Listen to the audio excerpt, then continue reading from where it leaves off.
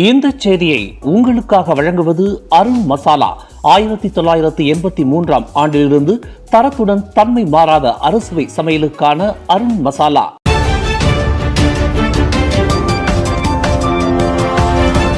வணக்கம். திசைகளின் ஒரு மணி செய்திகள். ஒற்றுமை அரசாங்கத்தின் கூட்டணி உறவு தொடரும். பிரதமர் நம்பிக்கை.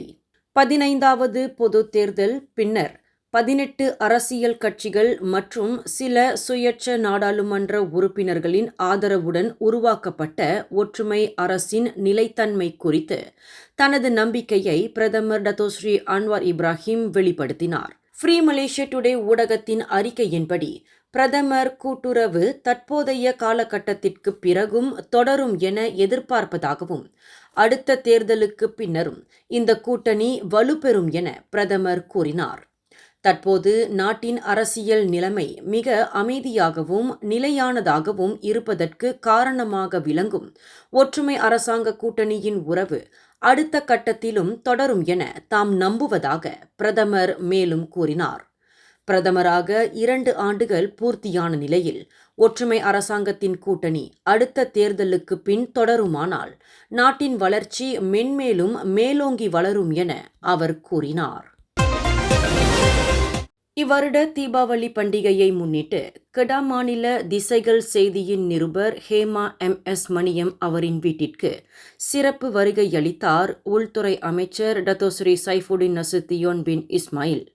தீபாவளி முதல் நாள் அன்று கத்தார் நாட்டிலிருந்து மலேசியாவிற்கு வந்தடைந்தவுடன் கெடா குலிமிலுள்ள திசைகள் நிருபர் வீட்டிற்கும் மக்கள் கூட்டணி கட்சியின் உறுப்பினர்களின் வீட்டிற்கு வருகையளித்து மக்களுடன் இணைந்து தீபாவளி பண்டிகையை கொண்டாடினார் டத்தோஸ்ரீ சைஃபுடின் நசுத்தியோன்.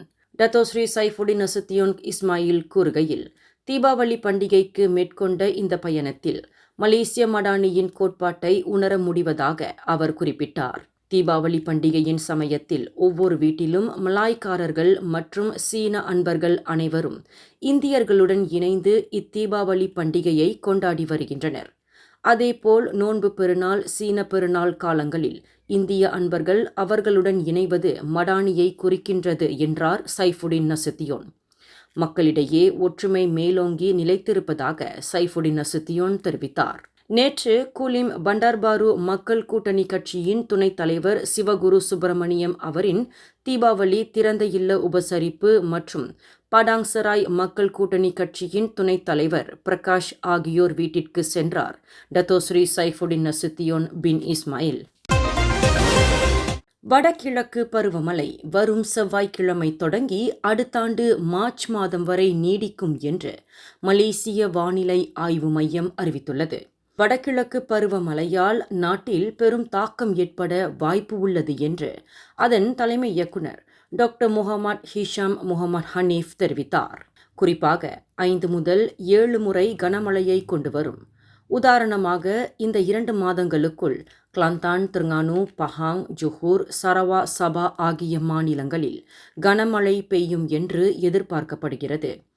மேலும் ஜனவரி, பிப்ரவரி மாதங்களில் பஹாங், ஜொஹூர், சரவா, சபா ஆகிய மாநிலங்களில் கனமழை பெய்யும் சாத்தியம் உள்ளது என்றும் அவர் கூறினார்.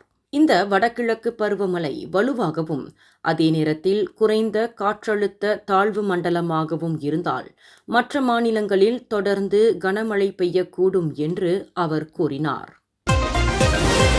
இங்குள்ள ஜலான் பசார் பாருவில் பாலியல் ரீதியிலான சேவைகளை வழங்கியதாக சந்தேகிக்கப்படும் உணவகத்தில் நேற்று நடத்தப்பட்ட சோதனையின் போது மொத்தம் 27 வாடிக்கையாளர் சேவை பெண்கள் கைது செய்யப்பட்டனர்.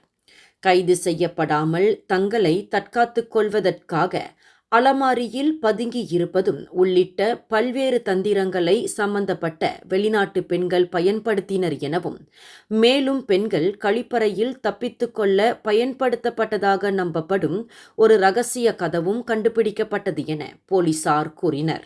உணவக வளாகத்திலிருந்து 100 மீட்டர் தூர தொலைவில் அமைந்துள்ள கைவிடப்பட்ட ஹோட்டல் பாலியல் தொழிலுக்கு பயன்படுத்தப்பட்டு வரும் இடமாக இருந்துள்ளது என கோலாலம்பூர் போலீஸ் தலைவர் டத்தோ ருஸ்டி முகமது ஈசா கூறினார். இந்த செய்தியை உங்களுக்காக வழங்கியது அருண் மசாலா. 1983 ஆண்டிலிருந்து தரத்துடன் தன்மை மாறாத அறுசுவை சமையலுக்கு அருண் மசாலா. மேலும் செய்திகளை தெரிந்து கொள்ள கீழே இருக்கும் பெல் பட்டனை அழுத்துங்கள். உங்கள் மகிழ்ச்சியை வெளிப்படுத்த லைக் மற்றும் ஷேர் செய்யுங்கள். தொடர்ந்து திசைகளோடு இணைந்திருக்க சப்ஸ்கிரைப் செய்யுங்கள்.